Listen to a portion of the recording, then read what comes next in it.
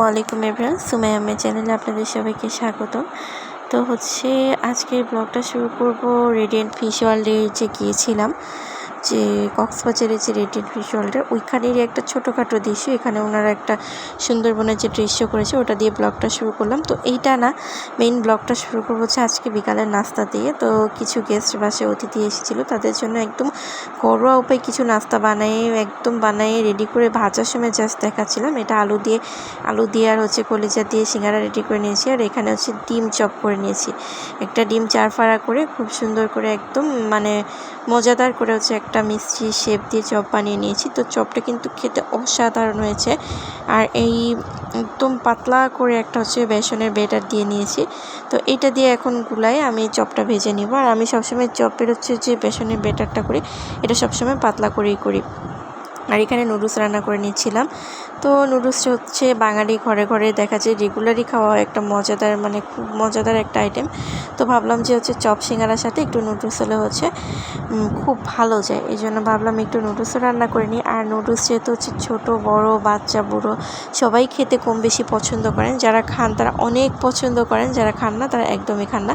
তো ভাবলাম নুডলস একটু করে নিই। এই নুডলসটা কিন্তু সেমাই নুডলস, একদম চিকন সেমাইয়ের মতো খেতে, কিন্তু অত্যন্ত মজা। আর এখানে এই যে রেডি করে নিয়েছি চপ, কিন্তু অনেকগুলোই করে নিয়েছিলাম। চপগুলো ভেজে খুবই সুন্দর ক্রিস্পি হয়েছে, উপরেরটা ক্রিস্পি এবং ভেতরেরটা খুব নরম।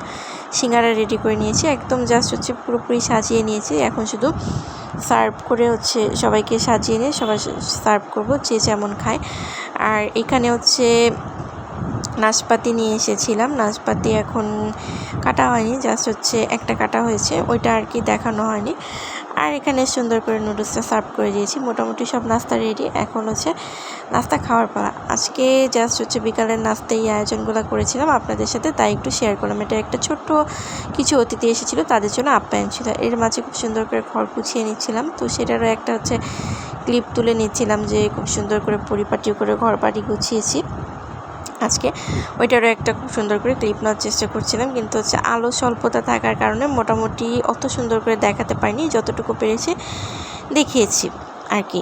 যে আলোর একটু আলো কম, লাইটের পাওয়ার একটু কম, এই জন্য আর কি অতটুকু দেখাতে পারিনি। তো খুব সুন্দর করে আজকে ঘর বাড়ি গুছিয়েছি সব কিছু। তো ভাবলাম আপনাদের সাথে শেয়ার করতে করতে ভাবলাম যে একটু স্কিন কেয়ার প্রোডাক্ট নিয়ে আপনাদের সাথে আলোচনা করি বা দেখাই। অনেক আপুরা বলেছে আপু, একটা গরমের দিনে এখন যেহেতু গরম পড়ছে, স্কিনটা কালচে ভাব চলে আসছে, বা স্কিনের জন্য একটা ভালো কোনো কিছু সাজেস্ট করেন। তো আমি স্কিনের জন্য 24K এই জেলটাই ক্যাপসুল যে জেলটা, এটা সাজেস্ট করব।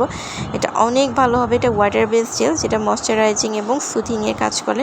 এটা আপনার স্কিনটাকে হাইড্রেট রাখবে। এটা একদম পানি টাইপের একটা জেল। লাস্টে দেখাবো হাতে নিয়ে যে কেমন পানি টাইপের।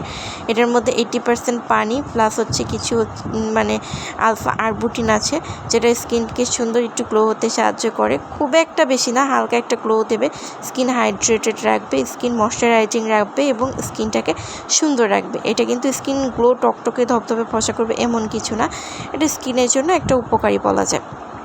তো আপনারা বলতে পারেন আপনি কি এটা সাজেস্ট করেন? আমি কাউকে সাজেস্ট করব না, আমি ব্যবহার করি তাই দেখালাম। এক একজনের স্কিন এক এক রকম, কার স্কিনে কতটুকু কাজ করবে এটা বলতে পারি না, তবে এটা মোটামুটি ভালো কাজ করে। এই যে দেখেন, জেলটা কিন্তু পুরাপুরি ওয়াটার বেস। আমি বারবার হাতে নিয়ে কিন্তু এপাশ ওপাশ করে চেপে তারপর বিভিন্ন রকমভাবে দেখানোর চেষ্টা করছি যে এটা কিন্তু পুরো ওয়াটার বেস একটা জেল।